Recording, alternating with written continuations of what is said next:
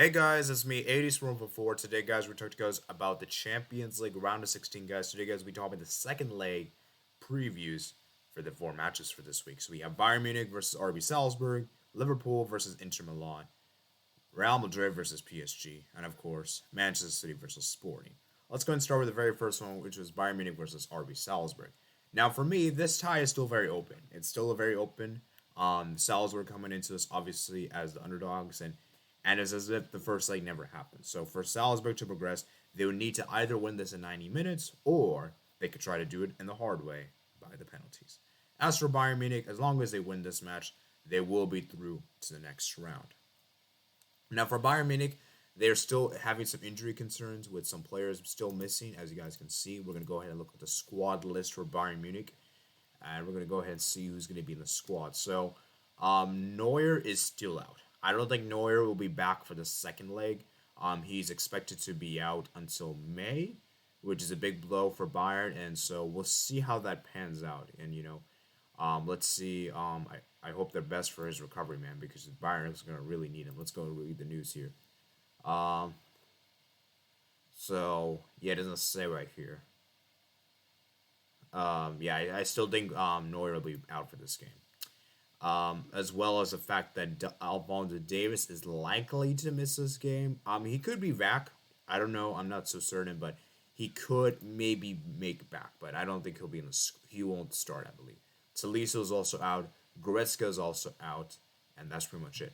Now for Bayern Munich in particular, guys, they are playing at home. They're playing at home, and generally, I think they're going to be really up for it. Salzburg, on the other hand, as far as their injuries are concerned, let's look at their squad list real quickly.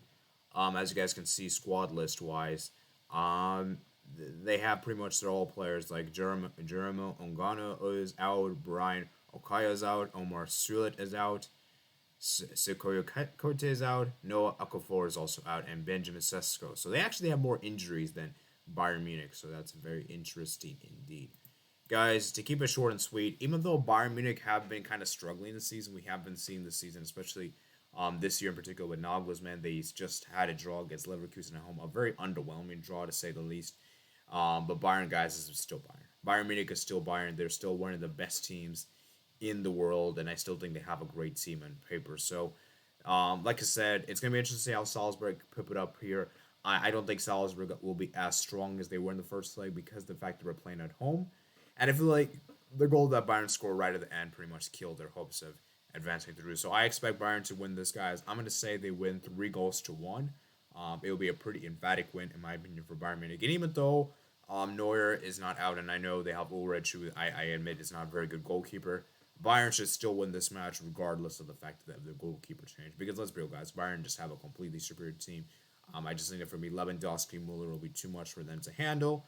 And you have Coman as well, who's also very dangerous. And of course, you have the one and only Gnabry as well, who's been in there, and Sane as well. As for Salzburg, I would say have Eddie Yemi that comes to mind, Aronson as well. Keep an eye upon those two players, and obviously Walber is there, and some other decent players. But I think Bayern should comfortably win this, guys. There shouldn't really be any questions in doubt.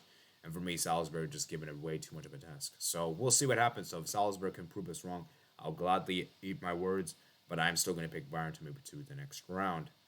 Now, moving on, we have another game here to discuss. We have Liverpool versus Inter Milan, another tie that I almost say is pretty much decided. I mean, there isn't really much to talk about for this tie, guys. Liverpool have pretty much made it through to the next round, in my opinion. You look at the front three, they haven't particularly, they've been amazing. Whereas Inter, in my opinion, they've just been on and off. They've just been very inconsistent in the Serie A, struggling to beat. They had a draw against Milan. They drew at home to Genoa. They lost at home to Sassuolo. They won against Sardinia, 5-0. And it's just, for me, guys, Inter just haven't really been it, in my opinion. They've been super underwhelming recently. And even though they did beat Salernitana 5-0, it is the worst team in the league, guys. It is the worst team in the league. And I just think, for me, guys, Inter is it's just too much for them. You have those players like Edin Dzeko, Lautaro Martinez that can come to mind.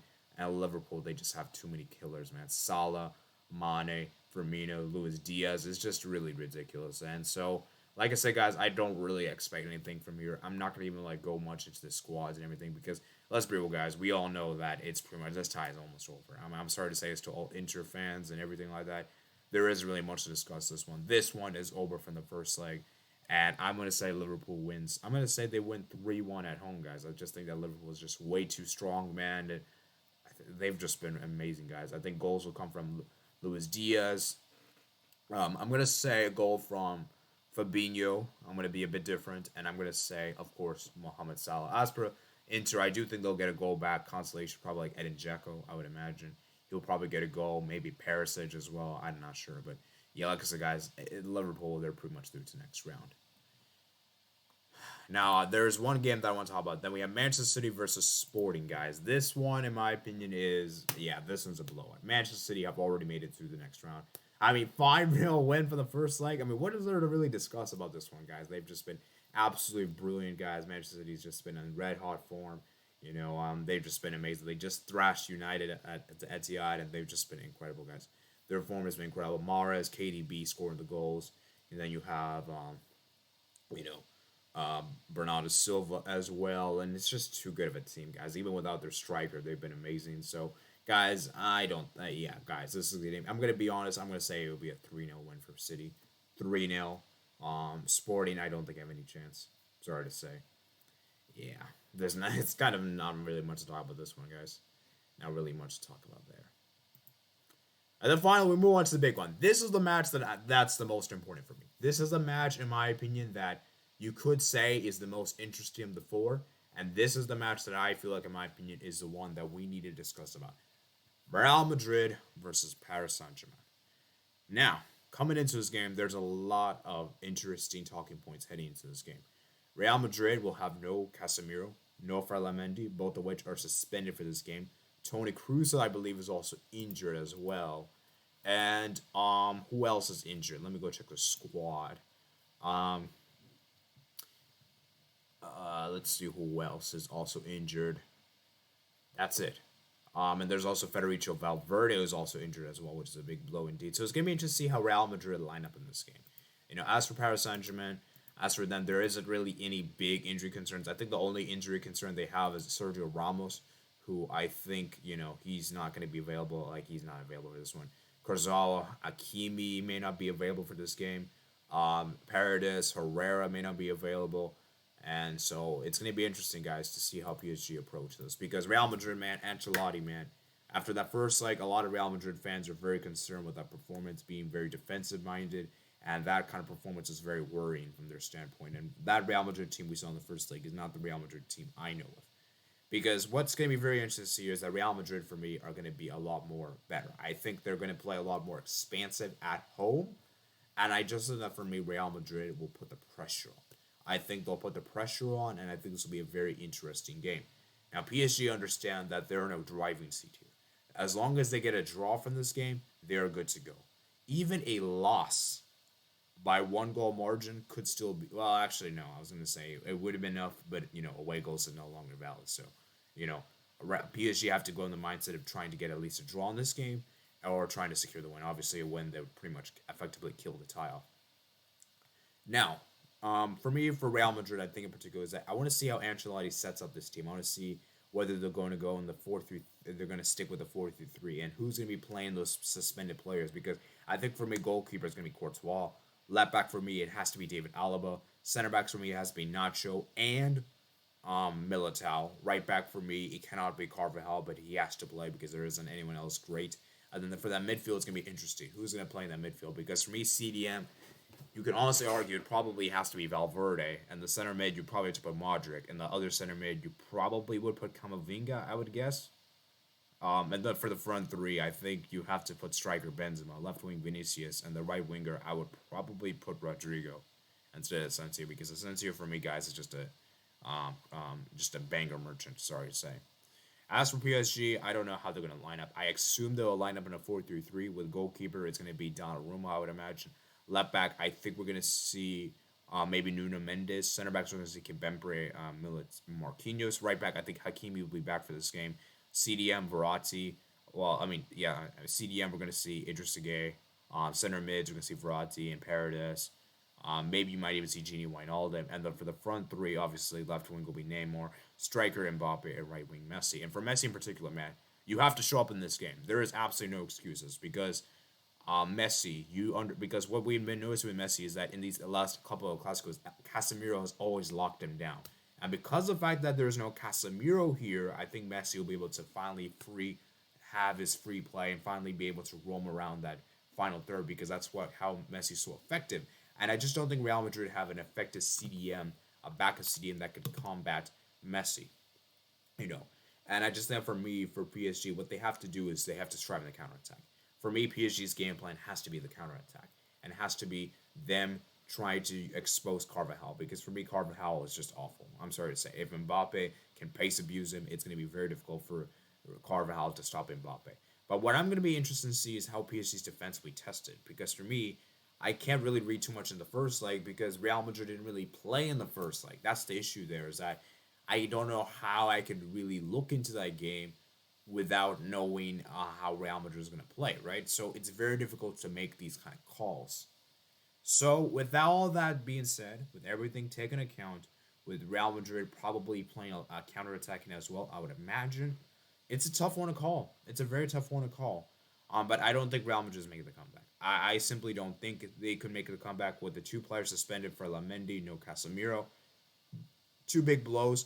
And I just don't think this Real Madrid team have been that impressive. I'm sorry to say, even as a Barca fan, I will admit, I know Real Madrid fans come in the comment section below and say, "Are you serious? No, no, you're saying stupid stuff." Dude, I've just not been that impressed with them. I've just not really been impressed. While they've been getting the results, I give them that. A lot of times for me, it's just been individual brilliance from Benzema and Vinicius Junior Courtois. For me, these three players have just saving Real Madrid's season. Maybe Militao you could maybe add into that list, but the rest of the players for me just haven't really been it. Modric has been pretty good. I will admit, he had a great game against Sociedad. I will give him that. But the thing about Real Madrid is I just think that for me, they just not really been that impressive. I'm sorry to say. And I'm not trying to say that we're better than Real Madrid. As a Barca fan, I have no right to say that. Obviously, I know we're weaker than them, and obviously, I know that they're in a very good position to win the league, and obviously, I know we're not going to win the league. But if I'm being just completely honest, and just being objective here, I just don't think Real Madrid has just really been that great as the results have shown this season. So, I am going to go for a 2-2 draw. I think this will be a very exciting game. I think this will be very back and forth. But ultimately, I think that 1-0 win in PSG would do them enough favors, and that will be enough for them to go through the next round. But like I said, guys, it's a very difficult game to call. I'm not even sure with this prediction. I'm just going with my gamble on this one, guys. And so let's see what happens, man. Because I'm telling you this right now, guys. If PSG loses this game 3-0 at home, it looks really bad. I mean, not PSG, sorry. Real Madrid, they lose at home, which, let's be real, guys. Real Madrid's away form in the Champions League is actually better than their home form, so I wouldn't be surprised they lose us at home. But with all that said, guys, I don't know what's going to happen. Who knows what's going to happen? Because let's be real, guys. PSG's away record in the Champions League isn't that great either, to be fair to them. So it's going to be very interesting to see how this one unfolds. And of course, guys, I do think PSG will advance. So my four teams I think will advance the next stage will be Bayern Munich. I think I'm gonna say Manchester. Yeah, Manchester is gonna progress. Liverpool is gonna progress, and I think PSG will progress. Although my original prediction was Real Madrid. So I'll hold my hands up and said I did originally predict Real Madrid. So I want you guys to comment down below your thoughts. Some very interesting matchups, like I said, guys. Very difficult to call, and I want to know how both teams. What do you guys think will happen? Like I said, comment down below. Subscribe if you're new out here. Check out my Email Plus description below. Like the video as well if you did enjoy. Make sure you guys check out my Email Plus description below. Twitter, Discord, email, and Twitch. And I'll see you guys later. Peace out.